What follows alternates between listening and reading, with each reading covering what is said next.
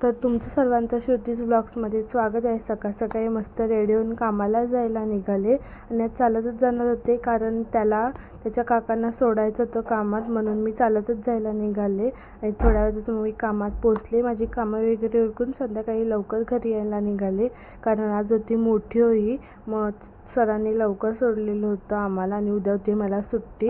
फटाफट मी चालत ऑटो स्टँडपर्यंत पोचले आणि नंतर मग मी थोड्या वेळातच घरी पोचले। घरी आले तर बघते तर काय, इथे होळीची तयारी चालू होती। ते लोक माती खणत होते, कारण ते गाडायचं असतं ना होळी बनवण्यासाठी, म्हणून ती लोक सगळी प्रिपरेशन करत होती आणि आमच्या घरची सगळी पोरं बसून बघत होती की कसं काय करतात।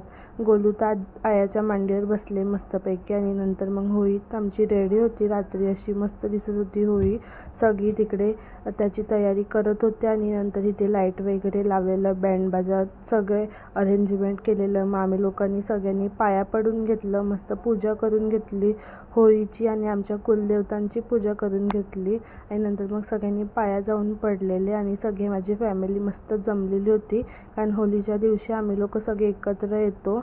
आणि ही गोलू बघा कशी मस्ती करते आणि नंतर मग आमची होळी पेटवायला घेतलेली आणि आमच्याकडे होळी 2 पोरं पेटवतात, म्हणजे छोटीच पोरं पेटवतात। एक इकडून धावतो एक तिकडून धावतो, तसे करून ती लोक होळी पेटवतात। मोठे जास्त करून तर होळी पेटवत नाही ह्या टायमाला, छोटेच पेटवतात। मग मस्त त्यांनी गोल गोल फिरून होळी पेटवायला घेतली आणि मस्त आमची होळी पेटायला लागलेली होती।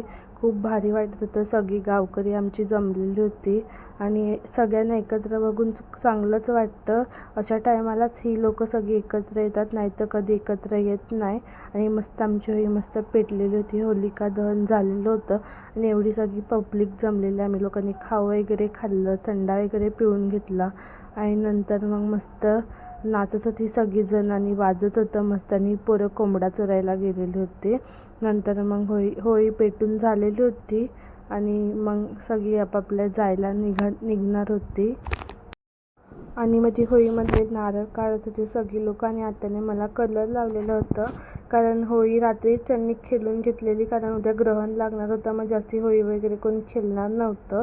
मग ही पोरं जेवण मागायला आलेली होती, कारण ही लोक जेवण सगळ्या घरून जेवण मागतात आणि नंतर मग जेवायला बसतात एकत्र बसून सगळीजण आणि ही लोक मस्त वाजवत नाचत होती, खूप मस्त वाटत होतं।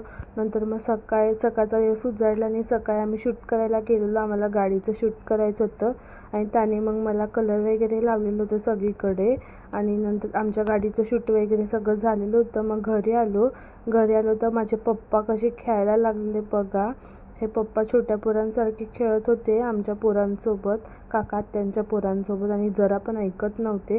माझी चादर धुतलेली सगळं त्यांनी भिजवून टाकलेलं होतं आणि ते पण ऐकत नव्हते आणि पप्पा पण ऐकत नव्हते। दोघं पण एकमेकांवर पाणी फेकायला लागले आणि पप्पाचं एकटे असून पण त्यांना त्या पप्पाने भिजवून सगळ्यांना टाकलं आणि खूप मजा होती बघायला। पप्पा छोटी पोरंच बनलेले होते। नंतर मग आजीने गावावरून टमाटर पाठवले, खूप सारे टमाटर, वांगी, भाजी गावी खूप लावली आजीने।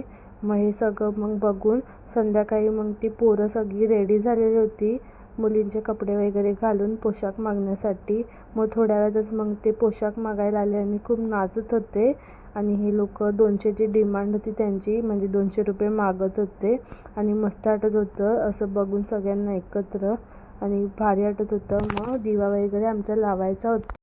मग नंतर संध्याकाळ झाली आणि आमचं ग्रहण संपणार होतं। मग आम्ही दिवा वगैरे लावून घेतला, आंबे आणि लाडू खावतात। मग मम्मी पप्पांनी खाऊन घेतलं, एकमेकांना चारलं, मग मला त्या लोकांनी चारलं आणि मस्त वाटत होतं आणि मग त्यांच्या मी पाया वगैरे पडून घेतला आणि मग ताई लोकांना छोट्या बहिणीला चारलं आणि मस्त असे गुळाचे लाडू बनवतात आणि आम्ही लोक आंबे खातो आणि हे आमचे कुलदेवता दर होळीला पाडावेच लागते आणि यांची पूजा करावी लागते।